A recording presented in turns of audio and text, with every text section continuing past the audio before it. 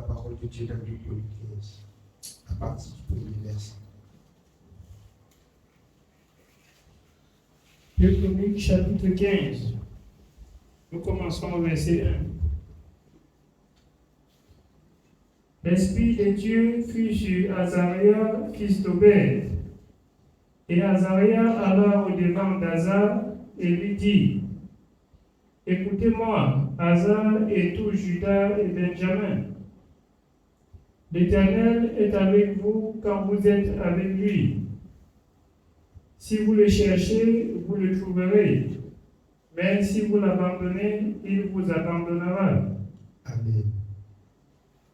Écoutons bien. Si je comprends bien le sens de cette parole.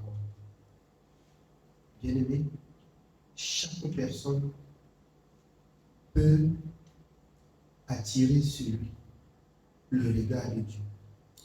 Dieu dit qu'il est avec nous lorsque nous sommes avec lui. Comment être avec lui? Se soumettre à sa parole. Faire sa volonté. Donner son temps à Dieu. Et Dieu donne aussi en retour son temps à nous pour nous écouter. Lorsque nous nous mettons à genoux pour faire connaître nos besoins à l'Éternel. Si au juste nous venons devant l'Éternel pour que lorsque nous avons des besoins, bien aimé, ça va être difficile. Il faut que nous apprenions à venir devant lui pour l'écouter. Même quand nous sommes bien portants, même quand nous n'avons rien à demander, il faut que nous venions et que nous donnons le temps pour l'écouter, pour l'entendre parler. Dieu prouve par là que nous avons besoin de lui et qu'il a aussi besoin de se montrer à nous. Peut-être on peut dire beaucoup cette parole sans comprendre. L'Éternel est avec nous quand nous sommes avec nous. Comment un homme peut-il être avec Dieu? C'est en se soumettant à la loi de la justice de l'Éternel. C'est en donnant son temps à Dieu. Et Dieu aussi prend son temps pour t'écouter. Lorsque tu as à lui dire. Mais si tu ne viens que quand tu as à lui dire, ça va être difficile. Il ne peut pas t'écouter. Vous savez pourquoi? Parce que dans Michée, il dit, quand il a parlé, vous n'avez pas écouté. Quand vous auriez besoin de lui, lui aussi ne vous écoutera pas. C'est la vérité. C'est la vérité. Il est avec nous quand nous sommes avec nous. Nous l'abandonnons. Il nous abandonne. Nous nous attachons à lui. Il s'attache à nous. Oui, bien dit. Nous continuons au verset 3. Pendant longtemps, il n'y a eu pour Israël ni vrai Dieu, ni sacrificateur qui enseignât, ni loi. Mais au sein de leur détresse, ils sont retournés à l'Éternel, le Dieu d'Israël. Ils l'ont cherché et ils l'ont trouvé. Dans la souffrance, Israël a cherché Dieu. Dans la souffrance, on ne baisse pas les mains. Dans la souffrance, bien aimé, on doit ramper pour chercher Dieu. Dans la souffrance, Israël a cherché Dieu de tout son cœur. Israël a donné tout son temps pour chercher Dieu. Dans la détresse, dans la misère, dans la souffrance, Israël a cherché Dieu. Oui. Dans ces temps-là, point de sécurité pour ceux qui allaient et venaient, car il y avait de grands troubles parmi tous les habitants du pays. On se heurtait peuple contre peuple, ville contre ville, parce que Dieu les agitait par toutes sortes d'angoisses. Les enfants de Dieu doivent vous poser la question d'où vient leur problème. Vos problèmes viennent de Dieu. Vos problèmes viennent de Dieu. Amos, arrive-t-il, ou encore lamentation, quelque chose sans que l'Éternel n'en soit auteur, sans qu'il ne soit au courant? quand ça arrive sur l'un de ses enfants, il dit dans Matthieu que même la chevelure de votre tête sont comptées. Il connaît combien de grains. Il te connaît plus que toi-même parce que toi, tu ne connais pas la quantité de la chevelure que tu portes. Mais Dieu connaît tout ça. Il dit, vous êtes la prunelle de ses yeux. Vous êtes la prunelle de ses yeux. Donc, nous sommes appelés à nous soumettre à l'Éternel, pour l'écouter, pour le servir. Dans la souffrance, nous sommes appelés à poursuivre, à chercher, jusqu'à comprendre Dieu. Israël, ici, quand j'entends, Israël a enduré beaucoup de souffrance. Pourquoi? Parce qu'il avait abandonné l'Éternel. Ici, la parole de Dieu dit, dans la souffrance, alors il a cherché l'Éternel. De plein gré, c'est-à-dire de toute sa force. Il a cherché à renouer sa communion avec Dieu, à reprendre l'échange, à reprendre, à ce que Dieu reprenne le contrôle sur lui. Quand tu marches, tu pars où tu veux, tu fais ce que tu veux. À n'importe quel moment, tu peux être livré à la mort. Mais quand c'est l'Éternel qui oriente ta vie, il dit, bien-aimé, que même la chevelure de ta tête sont comptées. C'est-à-dire, il ne permettra pas à l'ennemi de prendre quelque chose sur toi. Si quelque chose est prise sur toi, c'est que ça ne vient pas de l'Éternel. C'est tout simplement que tu l'abandonnes lui aussi, il t'abandonne. Et quand il t'abandonne, l'ennemi peut faire de toi ce qu'il veut. Et quand tu trouves que l'ennemi fait de toi ce qu'il veut, ça veut dire que tu t'es détaché de Dieu. Retourne alors vers l'Éternel. Retourne à l'Éternel. Comme il a dit dans Jérémie, si vous retournez, si vous défrichez un champ de vous, si vous, alors je me laisserai tout. Si tu retournes, Israël, si tu reviens, Israël, si tu fais la volonté, si tu fais ma volonté, si tu recherches, si tu sondes des voies, alors je me laisserai trouver par toi. Oui, bien. Nous continuons au verset 7. Vous donc, fortifiez-vous et ne laissez pas vos mains s'affaiblir. Ne vous laissez pas emporter par le monde. Ne baissez pas les bras. Battez-vous pour que Dieu soit avec vous. Battez-vous pour avoir le soutien de l'Éternel. Battez-vous pour avoir la protection de l'Éternel. Et tout cela dépend de vous. Dieu est avec nous quand nous sommes avec nous. Mais s'il arrive que nous avons perdu le contrôle avec l'Éternel, il faut que nous reprenions la route de la sainteté, la route de supplication, la route de la repentance, la route d'humilité, pour retrouver et regagner la communion avec Dieu. Amen. Oui, bien. Car il y aura un salaire pour vos œuvres. Il y aura un salaire pour notre œuvre. Ton œuvre, c'est quoi, bien-aimé?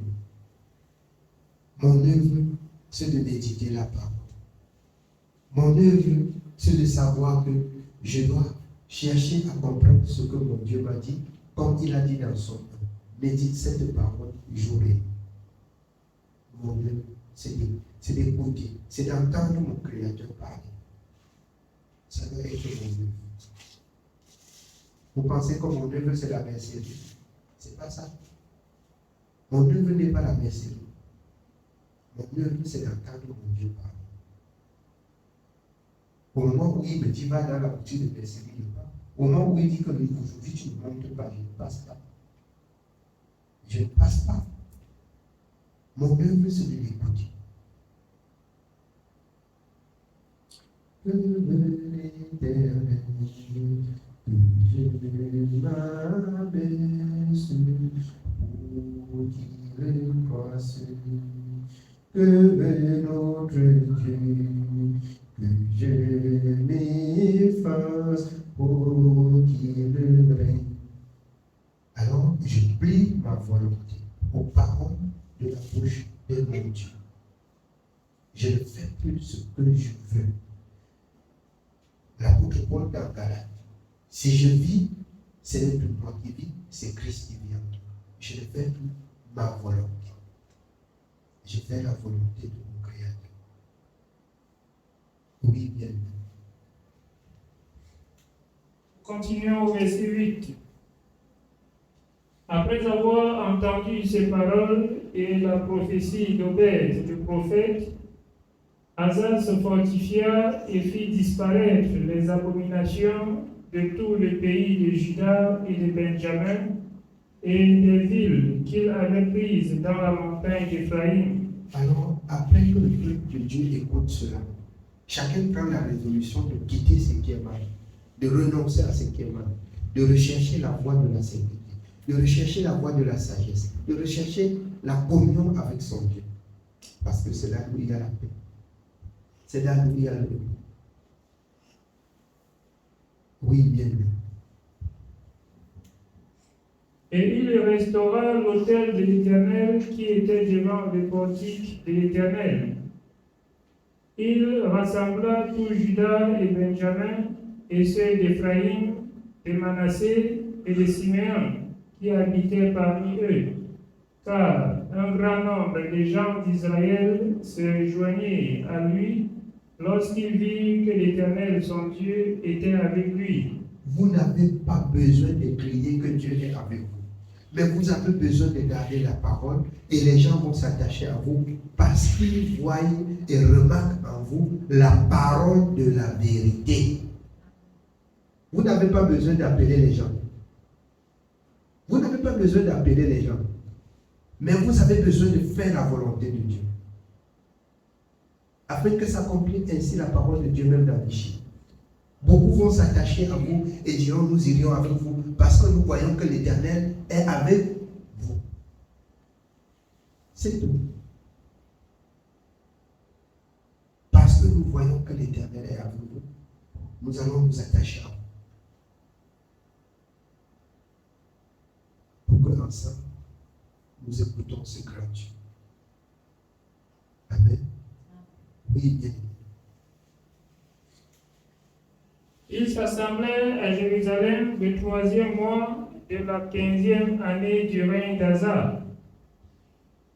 Ce jour-là, ils sacrifiaient à l'Éternel sur le butin qu'ils avaient amené 700 bœufs et 7000 brebis. Ils prirent l'engagement de chercher l'Éternel, le Dieu de leur père, de tout leur cœur et de toute leur âme. Servir Dieu, c'est de prendre aussi l'engagement. Servir Dieu, c'est de prendre aussi l'engagement. De le servir de toute son âme et de toute sa force. Quand on a pris de tels engagements, Dieu te dit monte, tu montes. Dieu dit reste, tu restes. Tu prends de tels engagements dans ton cœur. Je ne vois pas ce qui doit résister devant ta présence. Le véritable problème des enfants de Dieu, c'est qu'on serve Dieu sans prendre de l'engagement. C'est qu'on serve Dieu parce qu'on a entendu parler, parce qu'on a compris qu'on parle à l'église, parce qu'on a compris que Dieu délivre, parce qu'on a compris que Dieu guérit. On ne prend aucun engagement sérieux. On ne prend pas la parole de Dieu à cœur. À un moment donné, on va croire que le Dieu là, c'est les grands prophètes qu'on voit en ligne qui guérissent. Je vais vous dire quelque chose. Vous mettez la parole de Dieu en pratique, la parole de Dieu vous guérit. Vous mettez en pratique la parole de Dieu vous guérit. Il n'y a pas de super homme de Dieu. Jamais. Homme de Dieu est homme de Dieu lorsqu'il est la bouche de Dieu devant le peuple de Dieu. Il dit la vérité. C'est pourquoi vous avez appris large est la voie qui mène à la perdition. Rétrécie est la voie qui mène à la vie. Beaucoup passent par la grande porte qui mène à la perdition. Ainsi, on va venir, on va dire, regardez l'église aussi là. L'homme de Dieu là même, c'est qui? C'est lui. Il n'a pas les jours de prière des malades. Il cherche les malades. Je n'ai rien à voir avec les malades. C'est Jésus qui guérit les malades. Jésus guérit les malades au travers de sa parole. Vous mettez en pratique la parole de Dieu. Dieu accomplit la promesse de sa parole dans vos vies. On dit serviteur, serviteur, il faut prier, serviteur, il faut prier. Bien-aimé, c'est quelque chose. C'est vrai, serviteur doit prier. Dans la justice, pour que Dieu exauce l'homme de Dieu, il faudrait que le cœur qui s'approche soit un cœur sincère. Dieu peut, par contre, encore agir pour témoigner sa présence, même dans le cœur qui n'a pas cru, même pour témoigner sa présence, pour passer un message, mais ça ne dépend pas de l'homme de Dieu. Ça ne dépend pas de l'homme de Dieu. Amen. Que chacun mette en pratique la parole. Comme a dit le serviteur Jacques, ne vous bornez pas à écouter seulement, mettez en pratique. Et Dieu accomplira ses bonnes paroles. Amen. Oui, bien aimé. Et quiconque ne chercherait pas l'Éternel, le Dieu d'Israël, devait être mis à mort. Vous savez, la mort aujourd'hui, le combat n'est plus charnel, mais le combat est spirituel. Si quelqu'un ne cherche pas Dieu, il trouve la mort. La mort spirituelle comme la mort physique. Est-ce que c'est le problème de l'homme de Dieu? Non. L'homme de Dieu est là pour avertir. Il y a le danger. Sanctifiez-vous, repentez-vous, revenez à l'Éternel. Amen. Oui, bien. Et quiconque ne chercherait pas l'Éternel, le Dieu d'Israël, devait être mis à mort, petit ou grand, homme ou femme. Il jurait fidélité à l'Éternel à voix haute, avec des cris de joie et au son des trompettes et des cordes. Tout Judas se réjouit de ce serment, car ils avaient juré de tout leur cœur. Ils avaient cherché l'Éternel de plein gré, et ils l'avaient trouvé, et l'Éternel leur donna du repos de tous côtés. Quand on a rencontré l'Éternel, il donne du repos. Matthieu 11, 28. Venez encore, vous tous qui êtes fatigués et chargés, et je vous donnerai du repos. Beaucoup croient que ce sont des paroles vaines, c'est la vérité. Si tu n'as pas trouvé le repos avec Dieu, sache que tu ne l'as pas encore trouvé. Cherche-le encore. Cherche encore, tu ne l'as pas encore rencontré. Si ce que tu sauves, ton fardeau que tu portes n'est pas ôté, c'est que tu n'as pas rencontré Dieu. Et c'est ainsi que le peuple a pris la résolution de le chercher jusqu'à le trouver. Et quand ils l'ont trouvé, il leur a donné le repos de tous les côtés. C'est-à-dire, côté travail, ils ont du repos. À la maison, ils ont du repos. La santé, ils ont du repos. Tout, ils ont du repos sur tout. Ils ont du repos sur tout. C'est la vérité.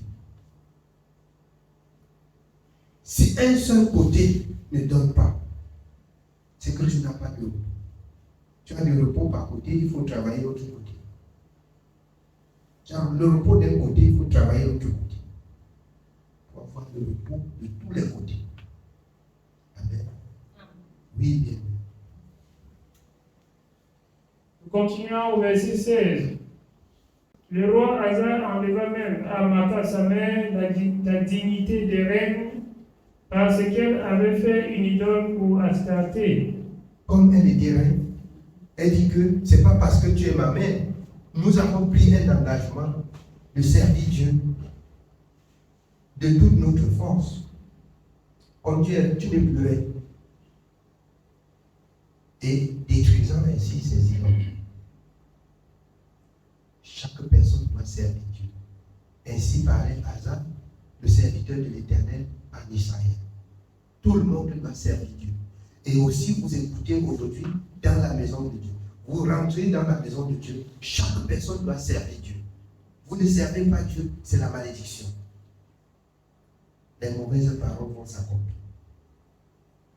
Amen. Oui, bien. C'est le message de ce soir. Que le Seigneur nous bénisse.